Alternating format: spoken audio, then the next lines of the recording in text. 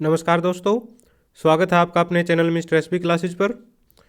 दोस्तों, इस वीडियो में हम HSSC हरियाणा कर्मचारी चयन आयोग से संबंधित बहुत सारे सवालों के जवाब देंगे। अलग अलग भर्तियों से संबंधित परीक्षाओं के बारे में इसमें बात करेंगे, जिसमें है अभी SI की जो परीक्षा हुई थी, चाहे वो मेल है या फिर फीमेल है, और साथ में जिन्होंने खाली OMR सीट छोड़ दी थी उनके बारे में बात करेंगे।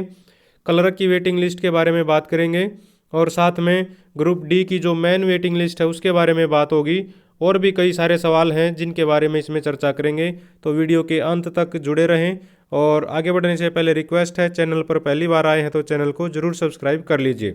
देखिए, पहली जो बड़ी खबर आ रही है ये है कि OMR सीट खाली छोड़ने वाले उम्मीदवार CID जांच की जद में, यानी कि उनकी अब CID जांच हो सकती है जिन्होंने OMR सीट बिल्कुल ही खाली छोड़ दी थी। इसके बारे में बात करें तो यहाँ पर देख सकते हैं कि महिला पुलिस सब इंस्पेक्टर यानी कि महिला की जो SI की जो भर्ती थी, 42,000 उम्मीदवारों में से 480 ने OMR सीट है वो खाली छोड़ दी थी, यानी कि पूरी तरह से खाली थी उनकी। CID पता लगाएगी कि किसने किसके कहने पर ये सीटें खाली छोड़ी हैं। यहाँ पर देखें, मुख्य जो बात है इस कॉलम में दिया हुआ है कि हरियाणा कर्मचारी चयन आयोग के अध्यक्ष भोपाल सिंह खत्री ने दैनिक सवेरा को बताया कि महिला सब इंस्पेक्टर के पदों के लिए पिछले दिनों लिखित परीक्षा आयोजित की गई थी। इसमें 42,000 उम्मीदवार आए थे। आयोग ने जब लिखित परीक्षा का आंकलन किया तो 480 उम्मीदवारों ने OMR सीट जो है खाली छोड़ दी है। खाली छोड़ने का कोई कारण नहीं हो सकता, क्योंकि कुछ न कुछ प्रश्न तो उम्मीदवार जरूर करते हैं। इसलिए इन 480 उम्मीदवारों की पूरी जानकारी हरियाणा CID के पास भेज दी है। अब CID इनसे संपर्क कर पता लगाएगी कि सीट खाली छोड़ने का क्या मकसद था। यह भी पता लगाया जाएगा कि कहीं नकल करने का प्रयास तो नहीं था। अध्यक्ष ने उम्मीदवारों से अपने कि जो इसमें यहाँ पर देख लेते हैं, अपील की कि वे किसी बहकावे में न आए। भर्ती प्रक्रिया पूरी पारदर्शिता से होती है। तो जितने भी 480 उम्मीदवार जो महिला उम्मीदवार हैं उन्होंने खाली छोड़ी थी OMR सीट, अब उनकी जांच करवाई जाएगी। और ये भी साथ में बताया कि अपना कोई भी कटिंग वगैरह ना करें, खुरचे नहीं OMR सीट को। ये तो मोस्टली बच्चों को पता होता है, और शायद अब तो सावधानी काफ़ी बरतने लगे हैं बच्चे, ऐसा काम नहीं करते। लेकिन जो खाली OMR सीट छोड़ी थी वो बच्चे सावधान हो जाएं और ऐसा न करें।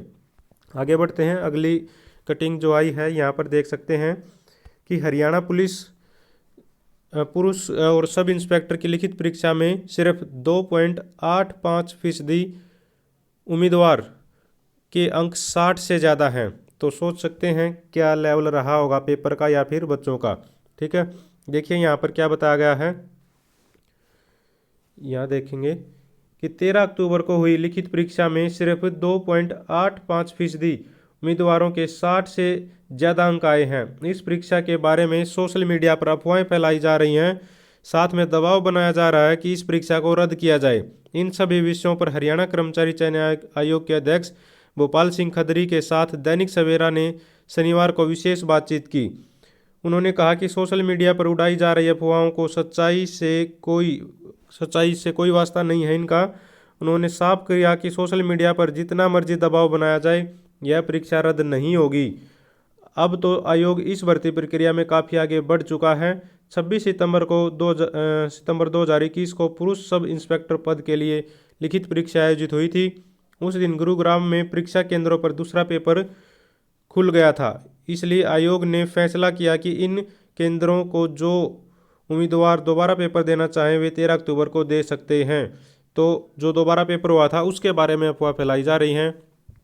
अब आते हैं आपत्तियों पर। जो आपत्तियां जो भेजी गई थी उनका क्या किया आयोग ने, इसके बारे में भी आया हुआ है। आपत्तियों के बाद पुरुष सब इंस्पेक्टर की परीक्षा में 9 प्रश्नों के उत्तर ठीक किए गए हैं। 9 प्रश्न काफ़ी हो जाते हैं। देखिए, दोनों लिखित परीक्षाओं की आंसर की अपलोड कर आपत्ति मांगी थी।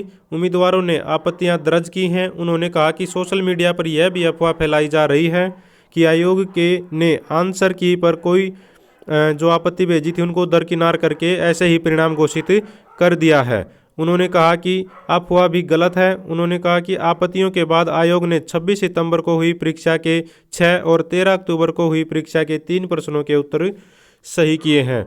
इसमें इन्होंने ये जो ठीक किए हैं उसके बारे में भी बताया है कि आंसर की पर आई आपत्तियों के बाद आयोग ने 13 अक्टूबर को हुई परीक्षा के सेट ए के प्रश्नों के मुताबिक इन प्रश्नों के उत्तर सही माना है। प्रश्न नंबर 17 में हरियाणा में कितने एग्रीकल्चर जोन हैं, तो इसके बारे में आंसर उसका माना गया विकल्पों में 3 को सही माना गया है। प्रश्न नंबर 66 में गणित के सवाल में विकल्प बी को सही मानकर अंक दिया गया है।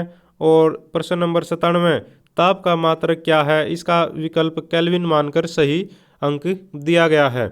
तो ये भी क्लियर कर दिया गया है कि जो ऑब्जेक्शन लगाए गए थे उन पर पूरा पूरा ध्यान दिया गया है। ठीक है, और ये जो अफवाह फैलाई गई है इसको भी गलत बता दिया है भोपाल सिंह खत्री जी ने, अध्यक्ष ने। सोशल मीडिया पर आरोप लगाया जा रहा है कि 13 अक्टूबर के पेपर में 150 उम्मीदवार पास हो गए हैं, जो कि इन्होंने इसका खंडन कर दिया है। ठीक है, कौन कौन से प्रश्नों के हैं जो उत्तर ठीक किए गए हैं ये भी यहाँ पर देख सकते हैं, पूरी डिटेल दी गई है कि खत्री ने बताया कि आरोप बेबुनियाद है, निराधार है।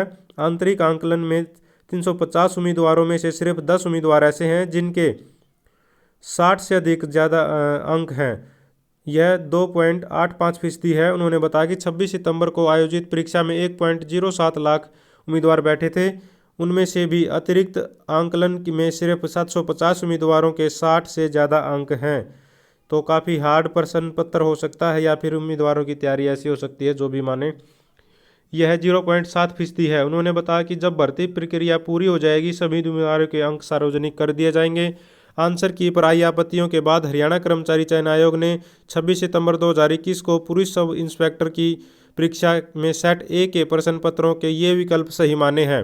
प्रश्न नंबर 18 चेयरमैन के नाम के साथ खत्री से संबंधित प्रश्न का अंक सभी उम्मीदवारों को दिया गया, क्योंकि यह प्रश्न जो है व्यक्तिगत था।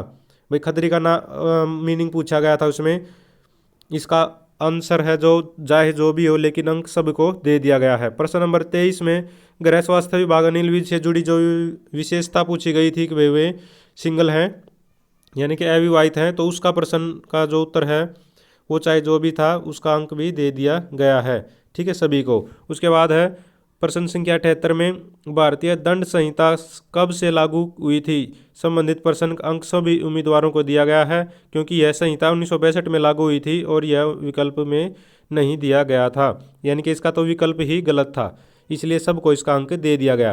प्रश्न संख्या 9 में तरावड़ी और तरौरी विकल्प वाले प्रश्न में दोनों विकल्पों यानी कि तरावड़ी और तरौरी को सही मानकर अंक दिया गया है, यानी जिसे तरावड़ी का टिक लगाया और तरौरी का टिक लगाया दोनों को अंक मिला है। उसके बाद है प्रश्न नंबर 41 इंग्लिश से संबंधित था। डू यू वांट में रिक्त स्थान के विकल्प some, help, further help, little help और नन दिया गया था। इसमें रिक्त स्थान के लिए सम, हेल्प और फर्दर हेल्प यानी कि दोनों विकल्पों को सही मानकर जिन्होंने इन दोनों में से कोई एक विकल्प चुना था उनको अंक दे दिया गया है। तो ये भी क्लियर हो गया है यहाँ पर। और प्रश्न संख्या 51 था कौन सा जीवाश्म ईंधन नहीं है, तो कि विकल्प पेट्रोल, कोयला, प्राकृतिक गैस, लकड़ी में से लकड़ी को सही मानकर अंक दिया गया है। ठीक है, तो ये बिल्कुल एक एक चीज़ क्लियर हो गई है यहाँ पर, इस कटिंग से आप समझ सकते हो। आगे एक और देख लीजिए, यहाँ पर जो वेटिंग लिस्ट के संबंधित है। लिखित परीक्षा में प्रश्न पत्र अब 3D चश्मे से पढ़ा जाएगा। तो 3D से बहुत सारे बच्चे समझते होंगे, 3D एक अलग तकनीक है, 3 डायमेंशन। ठीक है, अब बात कर लेते हैं आगे क्या मतलब सोच रहा है आयोग प्रश्न पत्र के बारे में, किस तरह से तैयार किया जा सकता है। ठीक है, इसके बारे में करते हैं, फिर वेटिंग लिस्ट के बारे में बात करेंगे। यहाँ पर देखिए पहला कॉलम, प्रश्न पत्र 1 में से 4 प्रकार के छपवाए जा सकते हैं। खत्री ने बताया कि यह जरूरी नहीं कि सभी लिखित परीक्षाओं के लिए 3 अलग अलग पेपर छपवाए जाएं। यह हर परीक्षा के अनुरूप होगा, यानी किसी परीक्षा में एक ही पेपर छपवाया जा सकता है, किसी में 2, किसी में 3, किसी में 4। उन्होंने बताया कि पुलिस सब इंस्पेक्टर परीक्षा के लिए 3 अलग अलग पेपर छपवाए गए थे। ऐसा इसलिए किया जाता है कि अगर कोई पेपर लीक हो जाए तो बिना समय गंवाए दूसरा पेपर बंटवा दिया जाए। आगे देखिए 25-25 प्रश्नों के 4 अलग अलग सेट भी हो सकते हैं। आयोग के अध्यक्ष भोपाल सिंह खत्री ने बताया है कि आयोग इस पर विचार कर रहा है कि 100 प्रश्नों के को 4 अलग अलग हिस्सों में बांट दिया जाए, यानी कि 25-25 प्रश्नों का एक एक प्रश्न पत्र तैयार कर लिया जाए। परीक्षार्थियों को पहले 25 प्रश्न वाला प्रश्न पत्र दिया जाए, फिर दूसरा, फिर तीसरा और आखिर में चौथा। इन चारों प्रश्न पत्रों के लिए OMR सीट एक ही होगी, तो इस पर भी विचार चल रहा है। उसके बाद है जो ग्राम सचिव पटवारी के जो फार्म भरे गए थे कैनाल पटवारी के, उनमें बहुत सारे उम्मीदवारों ने ये रिक्वेस्ट की थी कि उनकी जो है कैटेगरी गलत भरी गई, जल्दी जल्दी में फार्म में गलती हो रखी है फार्म भरने में, तो उनको ठीक करने का जो है मौका दिया जाए, तो उससे साफ मना कर दिया गया है। ठीक है, तो एक ये बात थी। उसके बाद है ग्रुप डी की वेटिंग की अगर बात करें तो ग्रुप डी की मेन वेटिंग लिस्ट से संबंधित कोई डाटा आयोग के पास नहीं पहुंचा है, यहाँ पर इन्होंने क्लियर बता दिया है। दैनिक सवेरा से आयोग से पता लगाने का आग्रह किया था। दैनिक सवेरा को आयोग के अध्यक्ष ने बताया कि group D main waiting list से संबंधित सरकार से कोई पत्र या डाटा नहीं पहुंचा है, कोई डिमांड नहीं आई है। जब तक कोई पत्र नहीं आ जाए या रिक्त पदों की संख्या भेजकर वेटिंग सूची से सिफारिश नहीं मांगी जाए, तब तक आयोग कुछ नहीं कर सकता। यानी कि सरकार अगर मांगेगी कि वेटिंग लिस्ट में से हमें कुछ कैंडिडेट दे दीजिए, उनको ज्वाइन करवा दीजिए, तभी आयोग इसके बारे में फैसला लेगा। यहाँ पर ये बात कही गई है। उन्होंने बताया कि ग्रुप डी स्पोर्ट्स वेटिंग सूची के लिए अभी ग्रेडेशन सर्टिफिकेट बनवाने का काम विभाग कर रहा है, आयोग अभी उस पर भी कुछ नहीं कर रहा है। यानी कि जो वेटिंग लिस्ट के बाद इंतज़ार कर रहे हैं बच्चे मेन वेटिंग लिस्ट का। ठीक है, अभी तो सिर्फ जो खेल सूची वाले थे वो उनका काम चल रहा है, और इसके अलावा और कुछ नहीं है ग्रुप डी का। आगे है क्लर्क वेटिंग लिस्ट के लिए 16 विभागों ने रिक्त पद नहीं भेजे। तो यहाँ पर देख सकते हैं कि विभागों ने कोई डिमांड ही नहीं की है। इसमें भी वेटिंग लिस्ट के उम्मीदवार लगातार संपर्क कर आग्रह कर रहे थे कि उनकी वेटिंग अभी तक क्लियर नहीं हुई है, उसके बारे में जानकारी मुहैया कराई जाए। दैनिक सवेरा ने शनिवार को आयोग के अध्यक्ष भोपाल सिंह खत्री से पूछा कि क्लर्क वेटिंग लिस्ट क्यों क्लियर नहीं हो रही है। उन्होंने बताया कि मुख्य सचिव ने सभी प्रशासनिक सचिवों समेत अन्य अफसरों को निर्देश दिए थे कि 19 अक्टूबर 2021 तक क्लर्क के रिक्त पदों की जानकारी कर्मचारी चयन आयोग के पास भेज दी जाए, मगर 14 विभागों ने ही यह जानकारी भेजी और 16 विभागों ने यह जानकारी नहीं भेजी। जब तक सभी विभाग रिक्त पदों की जानकारी नहीं भेज देते हैं, तब तक आयोग वेटिंग लिस्ट से रिक्त पदों की संख्या अनुसार सूची नहीं भेज सकता। पूछने पर उन्होंने बताया कि 14 विभागों से लगभग 250 रिक्त पदों की सूची मिली है। दैनिक सवेरा ने पूछा कि फिर वेटिंग सूची 1432 उम्मीदवारों की क्यों जारी की गई थी, तो खत्री जी ने बताया है कि आयोग के पास अलग अलग विभागों से रिक्त पदों की संख्या आई थी। वेटिंग सूची तैयार करने के लिए जो नियम है उसके अनुसार 1432 की सूची तैयार की गई। क्लर्क के लगभग 5000 पद थे, तो सरकार का मानना है कि 10% वेटिंग सूची यानी 500 उम्मीदवारों की सूची तैयार होनी चाहिए थी। अब जितने रिक्त पदों की जानकारी आयोग के पास आई है, उतने उम्मीदवारों पर इन 1432 उम्मीदवारों में से मेरिट अनुसार सिफारिश की जाएगी, शेष उम्मीदवार बच जाएंगे। तो मेरे ख्याल से क्लियर होगी सारी चीज़ें। काफ़ी कुछ इस वीडियो में आ गया है, बहुत सारे सवालों के जवाब और बहुत सारी HSSC की जानकारी, भाई क्या चल रहा है, भविष्य में क्या तैयारी चल रही है, और पिछले जो है पेपर हुए हैं उनके बारे में क्या कुछ है, बहुत सारी चीज़ें क्लियर हो गई होंगी। अगर आप भी चाहते हैं दोस्तों HSSC से जुड़ी सभी प्रकार की छोटी से छोटी और बड़ी खबरें समय पर आपको मिलती रहें, तो चैनल को ज़रूर सब्सक्राइब करें, वीडियो को लाइक करें, दोस्तों के साथ शेयर करें। Thank you very much.